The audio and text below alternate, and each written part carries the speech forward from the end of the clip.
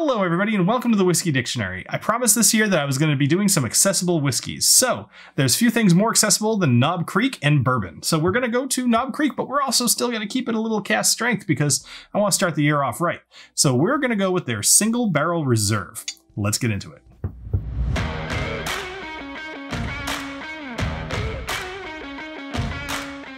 You'll remember from an earlier episode that Knob Creek has the small batch collection, which is the Basil Hayden's, Baker's, Booker's, and Knob Creek. And the last time that I talked about Knob Creek bourbon on this channel, it was this guy, which is the non-age statement 100 proof bourbon. Now, this is one that I'm sure you're all very familiar with. You've probably had it. If not, you should definitely have it. Just buy it at a bar or something like that. You're doing yourself a disservice having never tried that. But let's talk about this guy instead. Now, this is the single barrel, which is different, believe it or not, than their single barrel select program, which is when like a liquor store will go and they'll actually select their barrel. This is selected by, you know, the head distiller or whomever is selecting barrels that day to kind of be a good representation of what they want to do. And that's great, but it's not the, hey, Total Wine went and bought 10 barrels, or hey, Bill went to Knob Creek and bought bought a barrel. 10 barrels would be great.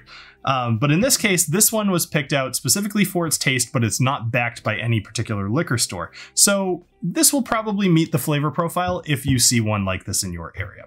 But let's go ahead and talk about what's in this bottle. This was released in 2010 for the first time. It's 120 proof or 60% ABV. It's aged for 9 years in new charred American oak barrels in Claremont, Kentucky. Its mash bill is 75% corn, 13% rye, and 12% barley. And its price is between $60 and $70. Now, this is basically just their 9-year-old, except at a higher proof and specifically chosen to be something special. And I think that's great, because 120 proof is enough to, like, going from 100 or 50% to 60%, that is enough of a difference where when you take a sip, you're just like, oh, wow, that's a solid bourbon, to just like, oof, wow, that's a challenge. And I love cask strength because you can always add water. And in fact, a lot of times you should, certainly if you're just trying to taste it and get to know it. But anyway, I digress. You guys know about cask strength bourbon. I just always love cask strength bourbon over the alternative because I just think it's way more fun to play with. Anyway, let's go ahead and see if this extra 10% is worth twice the price though. And let's go into the nose.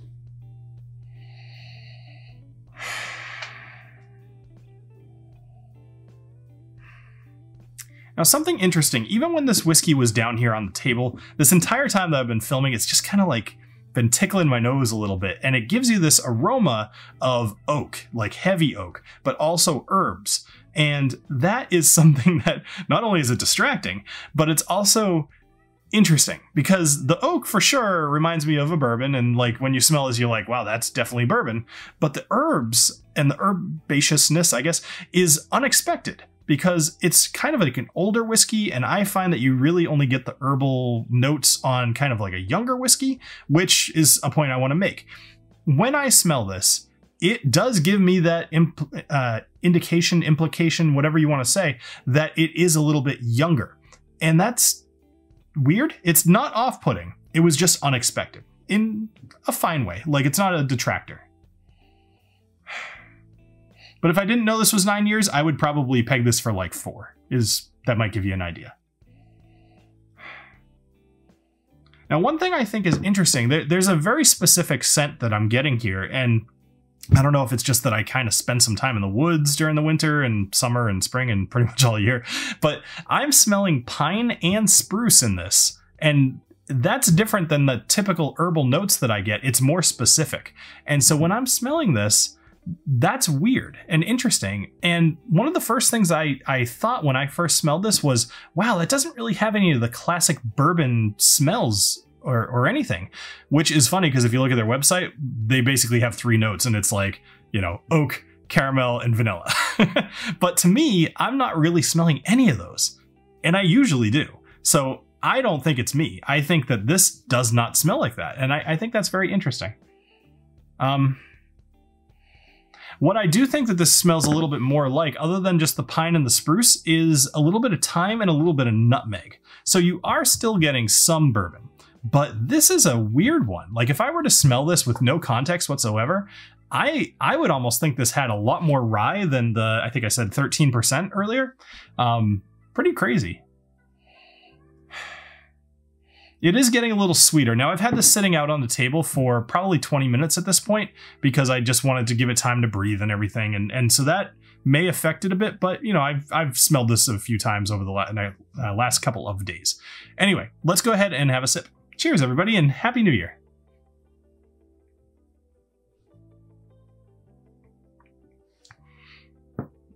Hmm. 120 proof. But this has some interesting tastes that you would not expect at all given the nose. The number one here is this is pretty heavily oaked. 9 years for a bourbon is enough to take on a lot of that char and a lot of that oaky flavor. But there's another extremely strong taste here for me, and that's, I mean, you'd call it anise, but let's just say black licorice. This is, it's almost past that point where, oh, it's anise. No, this is like slapping you in the face with a big black licorice.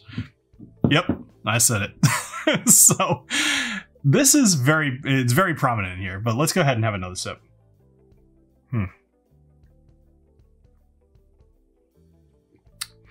Okay, so we've got some leather for sure.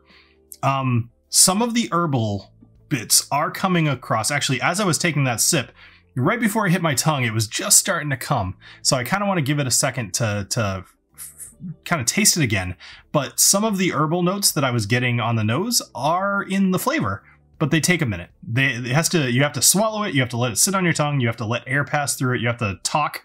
And as it's developing, I'm getting some herbal notes. Things like mint is kind of coming across, but also it's starting to sweeten a bit too. And this is very interesting. It's developing on my palate, and I do like that actually. That I don't know if it was a combination of just drinking to take notes or something, but I didn't notice the sweetness as much in previous times drinking this. So let's go ahead and go overall on this. Is this whiskey worth, let's even just say $70? Now I bought this for $60, probably like a month and a half ago. So I think you could get this for $60. So I'm going to say in between there. Is it worth twice the price of this? That's a tough question. I drank this one side by side to this, and this, as always, you know, even that 10%, this drank like water compared to this. This is something that you drink to drink. This is something you drink to taste. However, this is $35. Now, I wish I had the 9-year-old, just regular 100 proof around to taste them side by side and see, but my only thinking is that the higher proof is giving it some of those interesting characteristics that I would bet are not in the lower proof version of the 9-year-old. Because a lot of what I'm tasting is not just those flavors I described, but they're all very robust, and you only get that from the higher alcohol. So here's my verdict here. Is this worth $70? I would say no, because at that point you're getting close, like really close to kind of Booker's territory, which, you know, despite what Booker's may or may not have been the last few years, is still a better drink than this. But let's even compare it to something else. You know, some alternatives that come to mind other than Booker's are like ECBP. You know, I have yet to have an ECBP that I really didn't like at all. I know there's a few out there, but I haven't had them. And when I think about the flavor of that, I think that's better than this, but they are very different. If you like licorice and you like heavily oaked, this could be for you.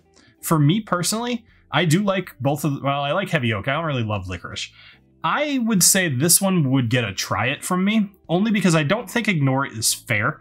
I think this is a very good drink, and I'm getting a little hung up on the price, but mostly in comparison to what it is over its standard version. So this gets a try it from me. I think that is about all I want to say about it. And I hope you guys had an awesome New Year's Eve. I hope everything is going great for you so far this year. And I look forward to talking to you next week, where I'll be announcing the 2023 Whiskey Challenge. So have a great rest of your night. Cheers.